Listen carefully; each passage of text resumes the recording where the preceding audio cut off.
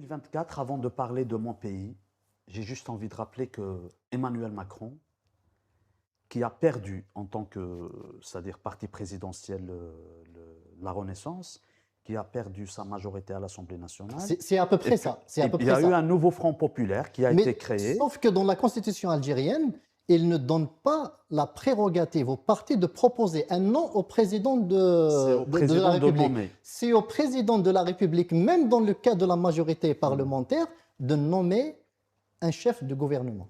Je vais être sincère, cher Adel.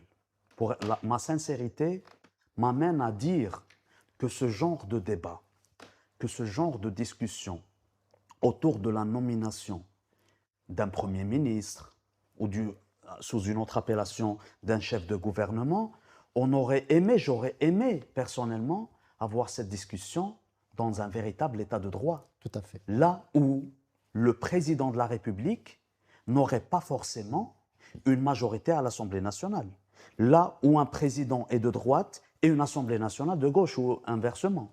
Ça veut dire que cette discussion, c'est celle que rêve de voir ou d'avoir le peuple algérien dans son quotidien, dans un État qui se respecte, avec des institutions légitimes et avec des responsables politiques. Non seulement ils respectent la Constitution, donc là, si je reprends ce que dit le désigné de la Mouradia, mais aussi avec des libertés fondamentales qui sont garanties, qui sont respectées. Alors, est-ce que la question qui se pose aujourd'hui, est-ce que ce genre de débat, quand on parle de la Constitution en Algérie, à chaque fois qu'il y a un président, c'est l'histoire qui nous l'a révélé, pour chaque président, une Constitution. Une constitution.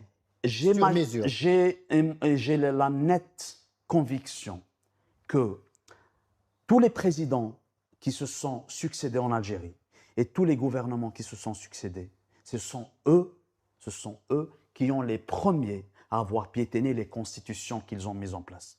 Parce que quand on parle de la Constitution, tu me permets, cher Adel, j'ai envie de parler de ces lois liberticides aussi. J'ai envie de parler de ces lois sur les hydrocarbures, la loi de finances. J'ai envie de parler de toutes ces lois qui deviennent de plus en plus contraires au principe du respect de la dignité humaine en Algérie.